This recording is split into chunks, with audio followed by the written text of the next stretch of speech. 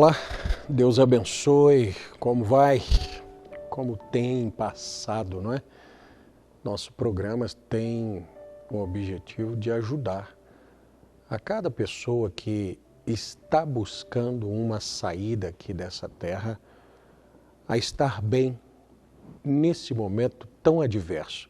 O apóstolo Paulo, falando a Timóteo, ele disse que os últimos dias seriam dias trabalhosos, homens amantes de si mesmo, presunçosos, soberbos, tantas características que, ao meditarmos, nós nos desesperaríamos com a qualidade, o tipo das pessoas que estão vivendo, com a atmosfera ao redor, e isso deixaria as pessoas sem estarem vivendo bem. Mas quando a revelação da palavra nos atinge, nós entendemos que isso não pode nos afetar.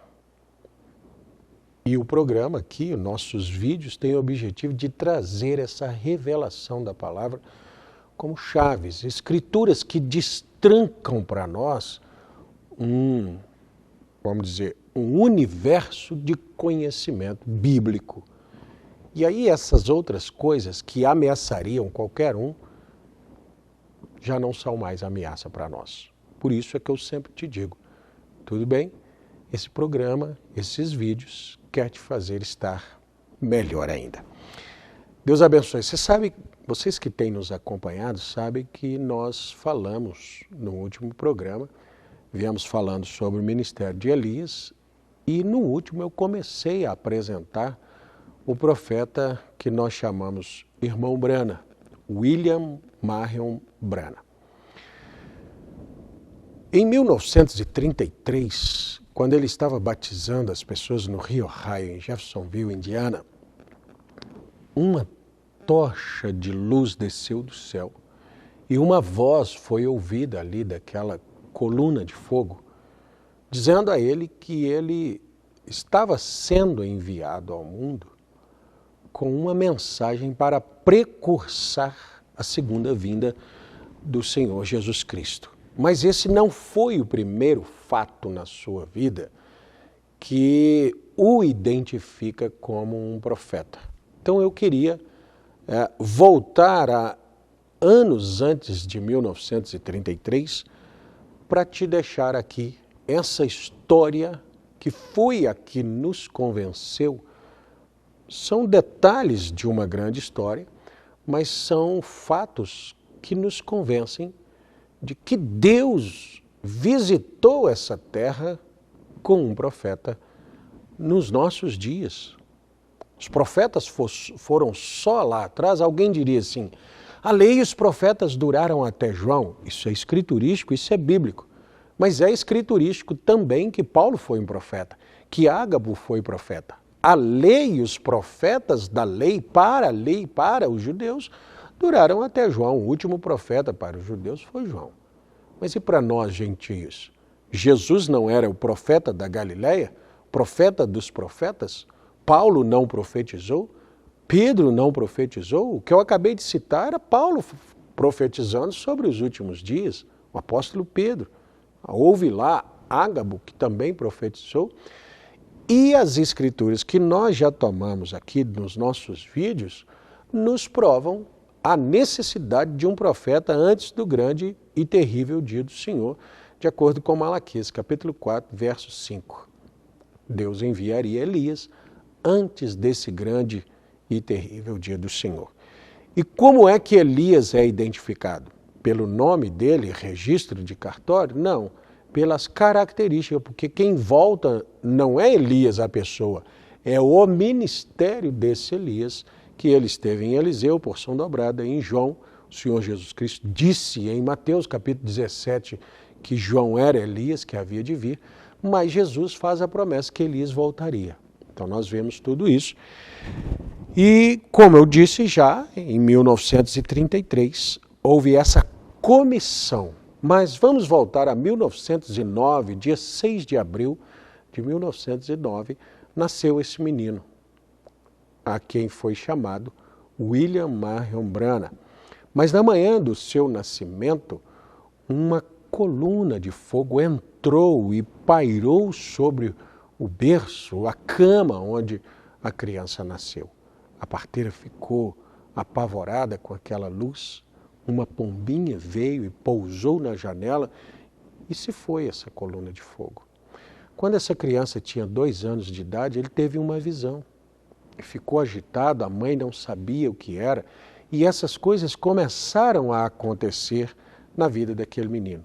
Quando esse menino estava um pouquinho maior, ele viu um redemoinho de vento assim em uma árvore, e daquele redemoinho saiu uma voz assim: nunca fumes, nunca bebas, e nem contamine o teu corpo com mulheres, porque quando fores mais velho, eu tenho uma obra para ti. O menino ficou desesperado e correu para casa, falou com a mãe o colocou para deitar porque achou que ele tivesse com febre, tivesse variando, alguma coisa estava acontecendo com aquela criança. Um pouco mais tarde, aquele moço havia arrumado uma namorada e aquela namorada o desafiou como se ele não fosse homem para fumar um cigarro, para beber uma bebida, já que sua família toda bebia. E um dia ele então, desafiado, ele foi fumar. Logo veio outra vez, aquela mesma voz, aquele mesmo redemoinho e disse: nunca fumes, nunca bebas e nem contamine o teu corpo com mulheres, porque quando fores mais velho, eu tenho uma obra para ti. Então, a vida desse menino, desse jovem rapaz, foi, digamos, recheada de eventos sobrenaturais que ninguém conseguia explicar para o menino, até que ele se converte ao Evangelho. Aos 19 anos ele se converteu ao Evangelho na Igreja Batista e ali ele começou a desejar conhecer a Deus. E orando: Deus, eu quero conhecer. E mesmo lá na Igreja Batista, ele pediu ao seu pastor que o batizasse em nome do Senhor Jesus Cristo. Mas de onde esse menino tirou isso? Mas ele foi batizado em nome de Jesus Cristo, embora seu próprio pastor não fosse nem cresce. Mas ele queria ser batizado. Então, em 1933, ele já estava pregando e batizando as pessoas em nome de Jesus Cristo, quando essa coluna de fogo. Você lembra que o vídeo passado eu gravei com essa imagem atrás e nós colocamos a imagem ali de uma coluna de fogo sobre a cabeça do profeta? Ela primeiro veio ali no rio, falou com ele, e aquele acontecimento que vocês viram a foto que nós colocamos aí, ela acontece em 1950, em Houston, no Texas, onde também o profeta Irmão Branham foi desafiado por um grupo de ministros e um homem disse que iria provar o quanto ele era falso. E ele armou como que fosse um soco e pediu para que um fotógrafo tirasse a foto dele desafiando o profeta ali. Mas, para sua surpresa, ao invés de sair ele com um punho armado para dar um soco no Irmão Branham, saiu uma coluna de fogo sobre a cabeça. E aquilo está ainda em um museu de artes religiosas em Washington, D.C., como sendo o único ser sobrenatural já fotografado. Mas lá em 1933, ele recebe 7 visões e eu quero trazer aqui para vocês. Ele disse assim: o Senhor Jesus falou-me e disse que a vinda do Senhor estava se aproximando. Porém, antes que ele viesse, 7 eventos maiores se tornariam conhecidos. Eu os anotei todos e naquela manhã divulguei a revelação do Senhor. Então vamos. A primeira visão foi que Mussolini invadiria a Etiópia e aquela nação cairia aos seus passos. Essa visão certamente provocou algumas reações e alguns ficaram irritados quando eu a contei e não acreditaram. Porém, aconteceu assim. A segunda visão predisse que um austríaco chamado Adolf Hitler se levantaria como ditador sobre a Alemanha, que ele envolveria o mundo numa guerra. Também se cumpriu. A terceira visão foi na esfera política mundial, porque mostrou que haveria 3 grandes ismos: fascismo, nazismo e comunismo. Mas que os 2 primeiros seriam absorvidos pelo terceiro, fascismo, e o nazismo realmente foram absorvidos pelo comunismo. A quarta visão mostrou os grandes avanços na ciência que aconteceriam após a Segunda Guerra Mundial. E era encabeçada pela visão de um carro que tinha na parte de cima uma bolha plástica que estava percorrendo belas rodovias, controlado remotamente, de modo que as pessoas pareciam sentadas nesse carro, sem volante, e estavam jogando certo tipo de jogo para que se entretessem. Você sabe que nessa época os carros eram os velhos carrões, todos modelados, e depois vieram os quadradões, mas aqui Deus deu uma visão de um carro já redondo e as pessoas dentro desse carro sem dirigir. Então quer dizer que esses carros autônomos aí já foi dado numa visão lá atrás a um profeta? Em que tempo? 1933. Apenas um resumo, e eu quero que você entre não só no nosso canal, mas entre no site Assim Está Escrito. Nós temos todo esse material colocado ali. As 7 visões de William Branham, nós temos as visitas do anjo, nós temos a história da minha vida, que eu te convido a ler essa mensagem, a história da minha vida, pregada por William Branham, contando todos os detalhes. Nós temos também, creio que nós podemos colocar um link aqui, sobre uma série de 6 livros, O Sobrenatural. Não tem ninguém que leia e que não se encante, que se envolva com esse livro. Eu gostaria que você lesse também, porque isso vai te dar uma visão muito mais ampla dessas coisas que eu estou te mostrando aqui nos nossos pequenos vídeos. A quinta visão tinha a ver com o problema moral da nossa era, concentrando-se principalmente em torno das mulheres.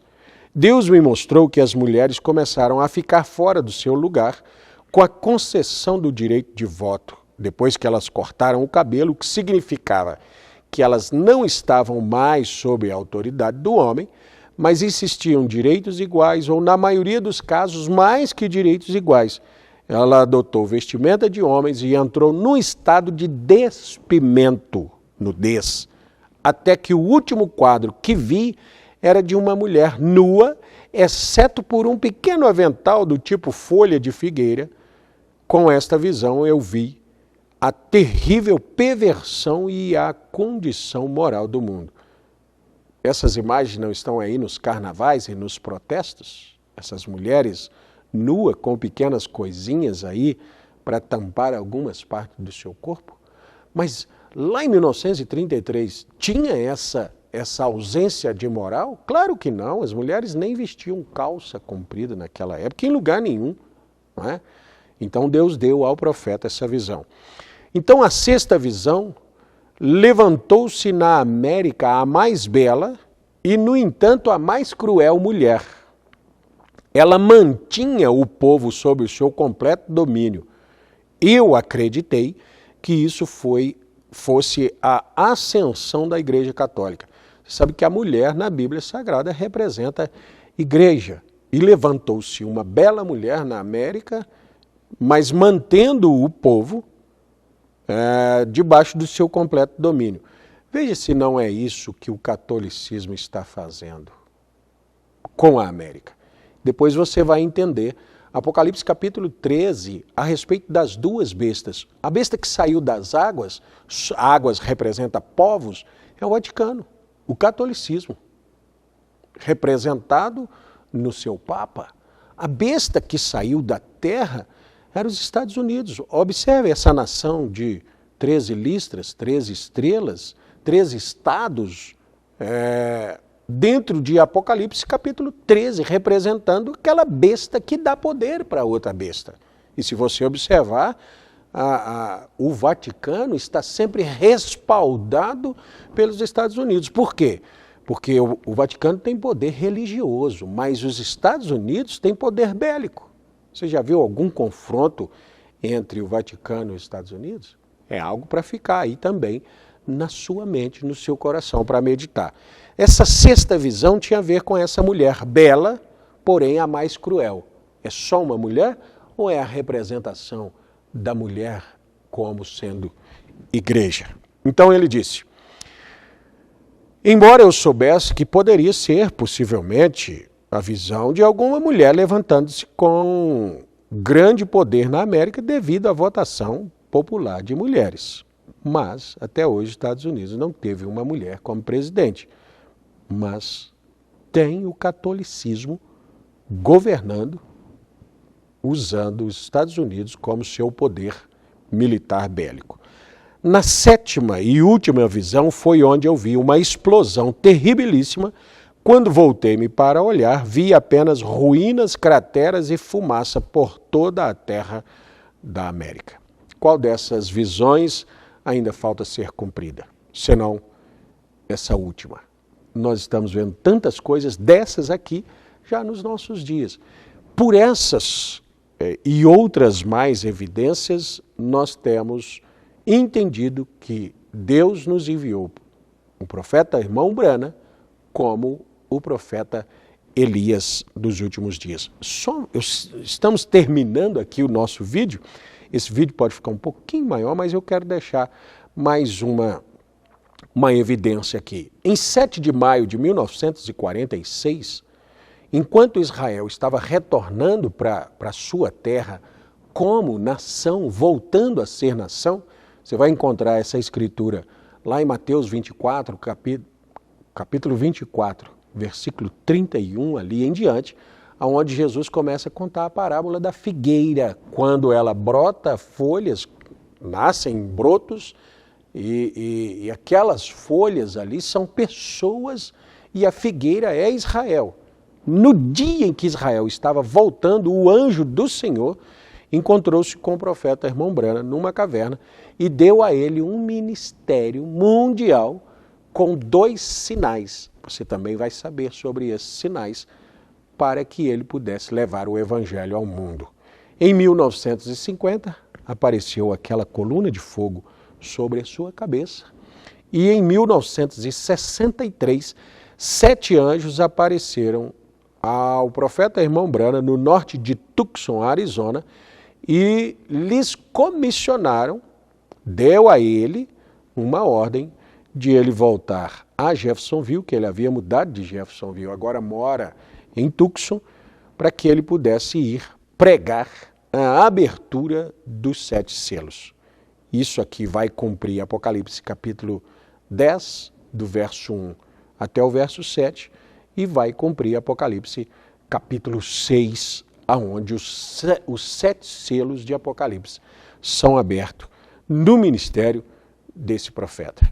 É isso que nós queremos trazer para você com esses vídeos. São curtos, mas você se inscreva aqui no nosso canal, se não é inscrito ainda, ative o sininho, porque todo vídeo que nós fizermos aqui, sejam eles louvores na igreja, pregação da palavra, cultos de oração ou os vídeos aqui das chaves do evangelho, vai chegar em primeira mão aí para você e você vai se inteirar dessa mensagem que nós estamos pregando. Se você gostou desse vídeo, dê um like, compartilhe com um amigo, chame um amigo para ouvir essa mensagem e entre no nosso canal, no nosso site, você vai ver aí as formas que tem de fazer contato conosco e de nós estarmos te ajudando a compreender melhor essa mensagem. Deus te abençoe e até nosso próximo vídeo, se Deus quiser.